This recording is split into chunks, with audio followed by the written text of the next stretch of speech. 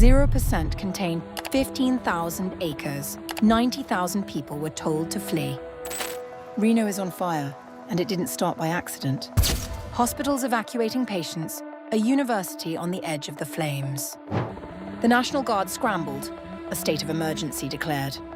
One human act threatens an entire city. How do you stop a fire when the wind won't let you?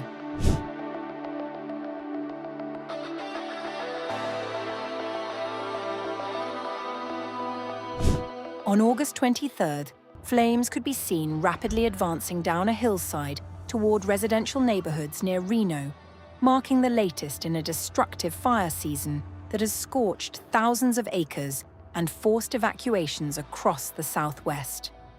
Officials confirmed the uncontained hawk fire northwest of Reno was human-caused, but did not say how it started or whether it was intentionally set. According to fire officials, the fast-moving blaze, which ignited August 22nd, had scorched more than 15,000 acres and remained 0% contained as of the evening of the following day. Video posted to social media show an orange glow rising above the mountain line in Reno, Nevada, as the hawk fire burned. Nevada Governor Joe Lombardo declared a state of emergency in Washoe County, which includes Reno and parts of the Lake Tahoe region, and activated the Nevada National Guard. I have declared a state of emergency in Washoe County as we respond to the hawk fire. Please stay safe and follow the direction of local officials. At the same time, video circulating on social media showed a National Guard helicopter fighting the fire in Nevada to help control the blaze. According to authorities, the hawk fire started around noon and grew to approximately 2,500 to 3,000 acres, while evacuation orders were issued for multiple parts of Reno. Shane Ackerson of the Truckee Meadows Fire Protection District said 6 people had been injured, including 3 civilians and 3 first responders. As of August 23rd, 42,000 people were under mandatory evacuation orders. An additional 45,000 people were in yellow evacuation warning zones that should be prepared to leave. Washoe County Sheriff Darren Ballum urged residents in the yellow warning zones to evacuate early, if possible, to avoid potential traffic congestion as people leave the heavily populated area. According to reports, the evacuation zone had now reached the edge of the University of Nevada campus.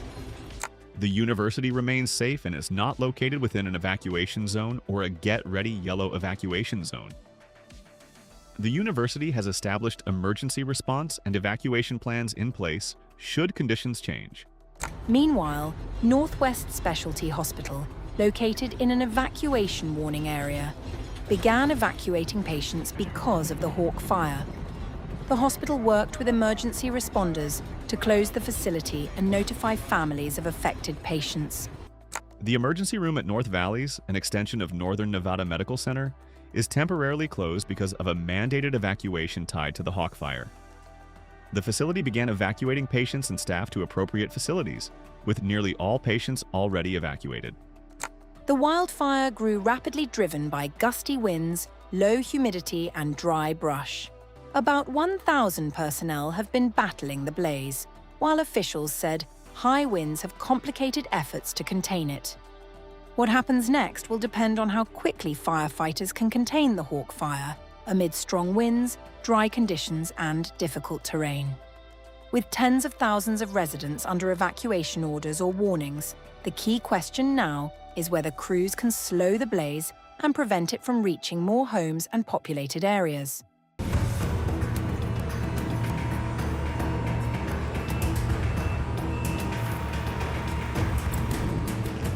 It was the beginning of the harvesting season in Macedonia, and then the wind changed everything. For hours on August 19th, villagers and firefighters near Kruševica thought they had the upper hand, beating back flames with nothing but shovels and grit. Then the wind shifted, and the fire tore straight through their line. The blaze sits halfway between the villages of Kanist and Kruševica in the Prilep area's rugged Mariovo terrain, ground so dry and overgrown it practically fed the flames itself.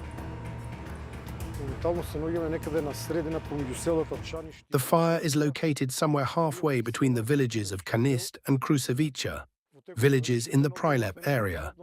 During the day, we had several tense situations here. Several times we managed to bring the fire partially under control, but then it got away from us again. The terrain is extremely difficult to work in, with very tall, tinder-dry grass. The director of North Macedonia's Crisis Management Center, Stojan Angelov, did not just direct the response from a distance. He was out on the ground with locals, working alongside them as embers rained down and ash choked the air. A police helicopter ran passes overhead through the day, while crews built a makeshift water tank beside the nearby river to keep aerial units supplied faster. For farmer Ljupcha Ivansky, the fight was personal. He spent the day moving his herd of cows to safety while the fire crept closer, watching official efforts he says were as strong as they come and still not enough. Stojan's North Macedonia's Crisis Management Center director was on the ground early, fighting the fire right alongside me through the blinding ash and embers, but we simply couldn't bring it under control. The wind just tore it away from us. It was devouring everything, just devouring everything.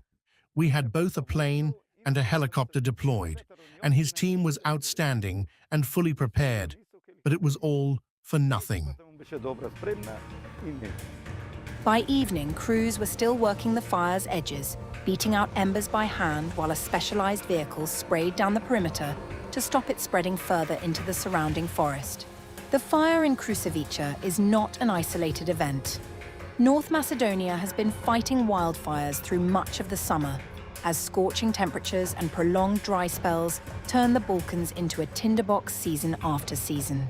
For now, the flames near Kruševica remain only partly contained, a stark reminder of how quickly a fight that looks won can slip away with nothing more than a change in the wind.